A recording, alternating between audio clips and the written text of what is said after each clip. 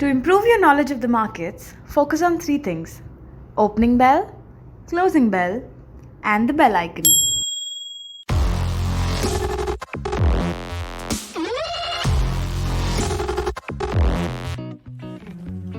आइए दोस्तों, global weekly outlook में आपका स्वागत है। पिछले हफ्ते डाउ जोन्स में 2.2% की तेजी देखी गई और पिछले 2 हफ्ते डाउ जोन्स के बेस्ट 2 वीक्स रहे 1938 के बाद।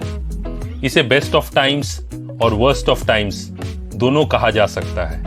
एक तरफ ग्लोबल मार्केट्स में पिछले कुछ हफ्तों में 20% प्लस की तेजी देखी गई और दूसरी तरफ पूरी दुनिया कोरोना वायरस के कारण रुक सी गई है। मार्केट में जब ये खबर आई कि जीलेड साइंसेस का antiviral medicine drug remdesivir corona virus के ट्रीटमेंट में इफेक्टिव साबित हो रहा है, तो मार्केट ने इस खबर का स्वागत किया।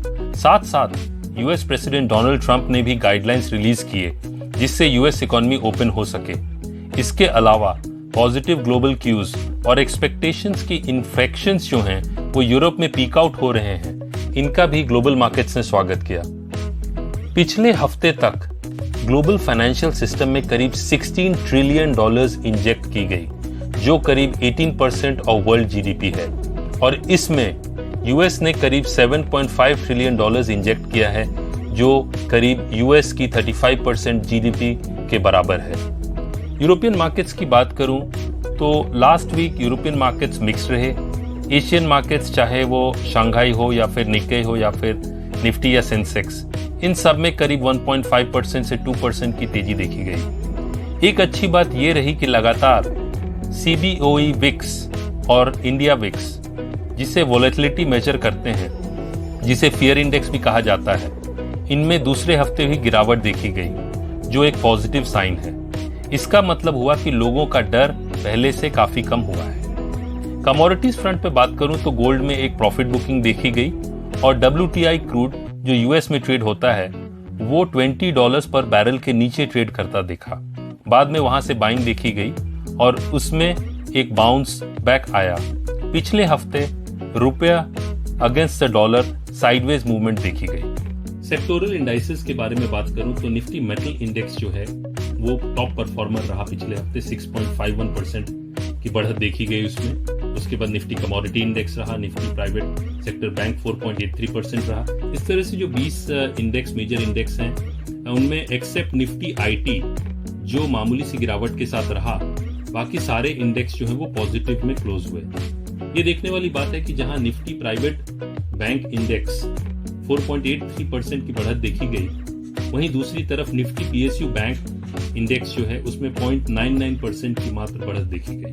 लास्ट वीक में जो मेजर इवेंट्स हुए उनके बारे में बात किया जाए तो सबसे पहले कोरोना वायरस अपडेट ले लेते हैं कि उसमें वर्ल्ड में करीब 23 लाख केसेस आ चुके हैं और 1.61 लाख डेथ्स अभी तक हो चुकी है। इसके अलावा इंडिया की बात करूं तो इंडिया में 16,300 प्लस केसेस आ चुके हैं और 521 डेथ्स अभी तक हो चुकी हैं। और जो कंट्री सबसे वर्स्ट अफेक्टेड है वो यूएस है, जहां करीब 7.38 लाख केसेस आ चुके हैं और 39,000 प्लस डेथ्स हो चुकी हैं।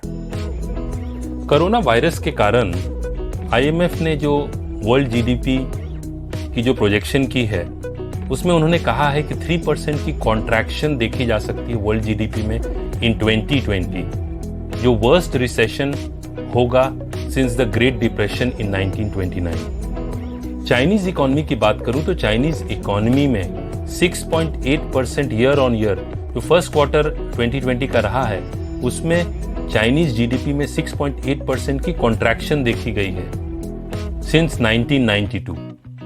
इसके अलावा यूएस इंडस्ट्रियल प्रोडक्शन की बात करूं तो मार्च में वो 5.4% से की गिरावट देखी गई, जो लोएस्ट है सिंस 1946।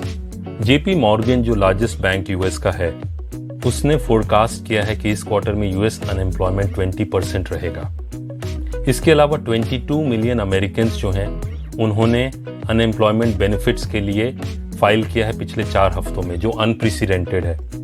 इसके अलावा इंटरनेशनल एनर्जी एजेंसी IEA ने प्रेडिक्ट किया है कि अप्रैल के महीने में 29 मिलियन बैरल्स पर डे की डिमांड में गिरावट आएगी, जो पिछले 25 सालों में सबसे लोएस्ट है।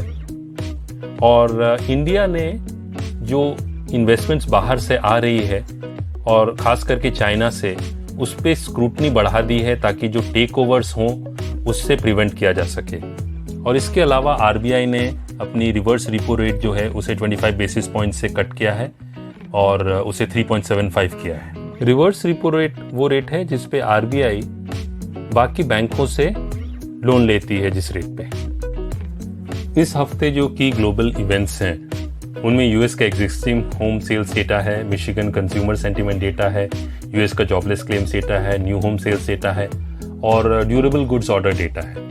यूरोजोन की बात करूं तो यूरोजोन का ट्रेड बैलेंस डेटा है, जर्मनी का पीपीआई डेटा है, फिर जर्मनी का ज्यू सर्वे है जो इकोनॉमिक सेंटीमेंट्स बताता है। इसके अलावा यूरोजोन का कंज्यूमर सेंटीमेंट्स डेटा है, यूके का इन्फ्लेशन रेट डेटा है, जर्मनी का कंज्यूमर कॉन्फिडेंस डेटा है और जर्मनी का एक IFO business climax index data है।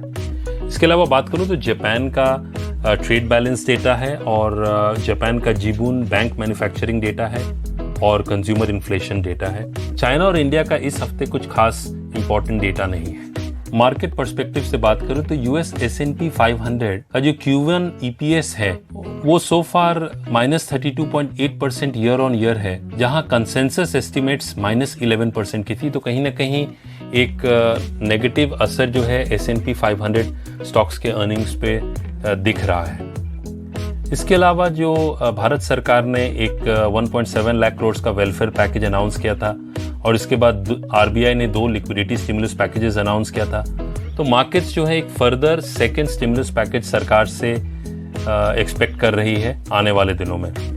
FIIs की बात करूं तो पिछले हफ्ते FIIs जो थे वो नेट सेलर्स थे, उन्होंने 4,197 करोड़ की सेलिंग की थी पिछले हफ्ते। ओपन इंटरेस्ट की बात करूं तो मंथली सीरीज जो अप्रैल मंथली सीरीज है उसमें मैक्सिमम ओपन इंटरेस्ट 10,000 के कॉल ऑप्शन में और 8,000 के पुट ऑप्शन में देखा जा रहा है। और निफ्टी अप्रैल यदि देखूं तो निफ्टी अप्रैल का प्राइस टू अर्निंग्स जो रेशियो है वो 19.86 है वर्सेस 27.96 इन जनवरी 2020। तो जो करेक्शन हम लोगों ने देखा है तो उस कारण से निफ्टी का जो पीई है वो आज 19.86 के करीब है। अर्निंग सीजन की बात करूं तो एसीसी आईसीआईसीआई प्रूडेंशियल की अर्निंग्स 21 अप्रैल को रिलीज होंगी, माइंडट्री का 24 अप्रैल को और परसिस्टेंट का 25 अप्रैल को। यदि मार्केट आउटलुक की बात करूं इस हफ्ते तो शॉर्ट टर्म ट्रेंड जो है वो पॉजिटिव है, टेक्निकल इंडिकेटर्स जो शॉर्ट टर्म है वो पॉजिटिव है, इसके साथ साथ वो ओवरबॉट है। तो इसका ये मतलब है कि trade with caution is advised और हाई लेवल्स पे प्रॉफिट बुकिंग देखी जा सकती है। लेकिन जैसा मैंने कहा कि जो शॉर्ट टर्म टेक्निकल इंडिकेटर्स हैं वो अभी भी काफ़ी स्ट्रांग है, न सिर्फ इंडियन मार्केट्स में, यूएस मार्केट्स में भी। तो इसलिए मार्केट्स में एक वोलेटिलिटी भी देखी जा सकती है और हाई लेवल्स पे प्रॉफिट बुकिंग भी देखी जा सकती है।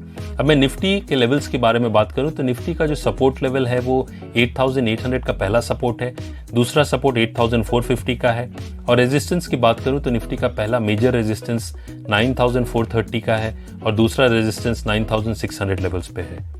अब बैंक निफ्टी की बात करूं तो बैंक निफ्टी का पहला सपोर्ट 18,700 पे है और दूसरा मेजर सपोर्ट 17,800 लेवल्स पे है। रेजिस्टेंस की बात करूं तो बैंक निफ्टी का पहला रेजिस्टेंस 21,300 लेवल्स पे है और दूसरा मेजर रेजिस्टेंस 22,400 लेवल्स पे है।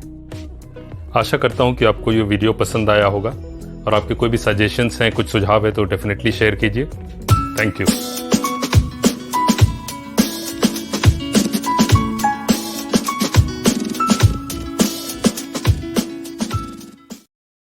Investments in securities market are subject to market risks. Read all the related documents carefully before investing.